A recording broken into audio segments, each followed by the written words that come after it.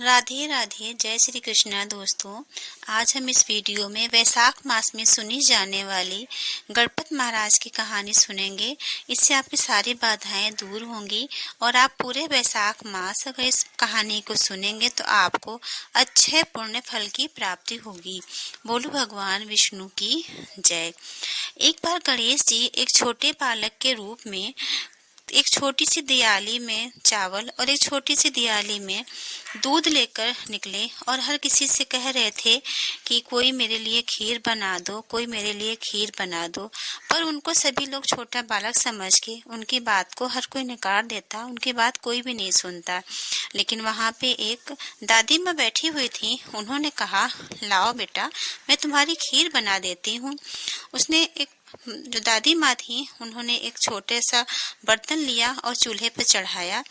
तो गणेश जी ने कहा, दादी माँ, आप छोटा सा बर्तन ना चढ़ाओ, आपके घर में जो सबसे बड़ा बर्तन हो वह चढ़ाओ, मेरे लिए खीर बहुत ज़्यादा बनेगी।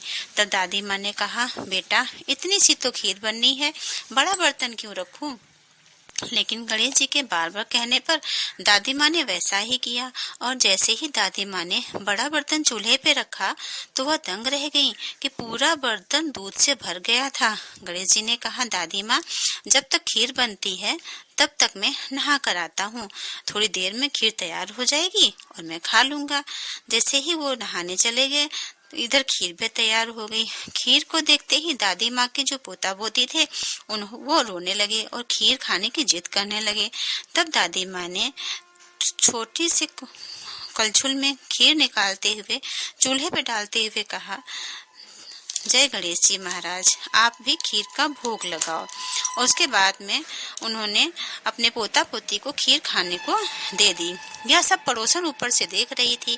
तब दादी माँ ने सोचा कहीं पड़ोसन किसी चुगली न कर दे, तो दादी माँ ने पड़ोसन को भी एक कटोरा खीर दे दी।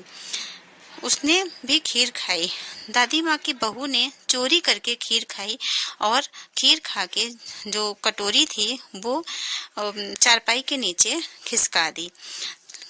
काफी देर हो गई, गणेश जी नहीं आए। बहुत देर हो गई, गणेश जी नहीं आए।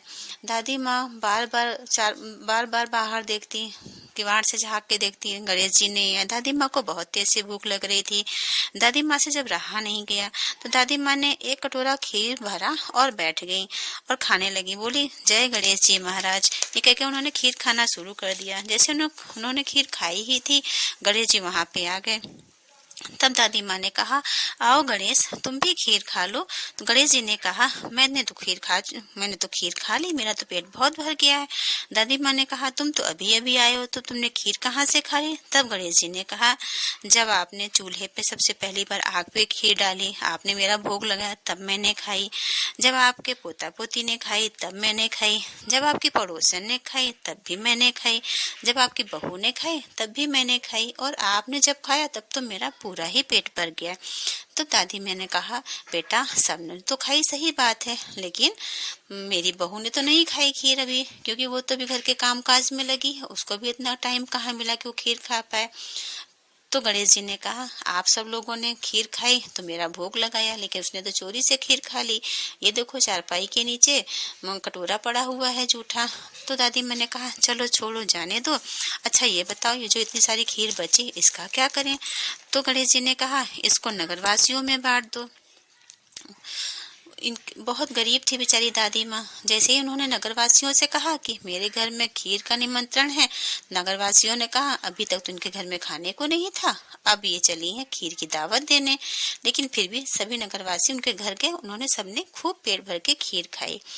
खीर जितनी भी खत्म होती जाती फिर उतनी ही बढ़ जाती, कटोरा खाली होने को ही नाम नहीं ले रहा।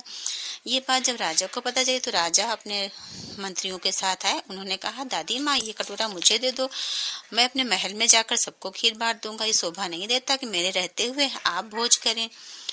तो दादी माँ ने उनको कटोरा दे दिया। लेकिन जैसे वो कटोरा लेके अपने महल की तरफ गए, उस कटोरे में खीर की जगह पे कीड़े मकोड़े हो गए। राजा को बड़ा आश्चर्य हुआ। राजा ने कहा कुछ तो गणेश जी का इसमें काम है ही, तभी तो ऐसा हो रहा। राजा फिर से लौटे और दादी माँ को उन्होंने कटोरा दे दिया और बोले कि इसको तो आप ही रखे, मेरे किसी काम का नहीं, इसमें तो कीड़े मकोड़े पड़ गए।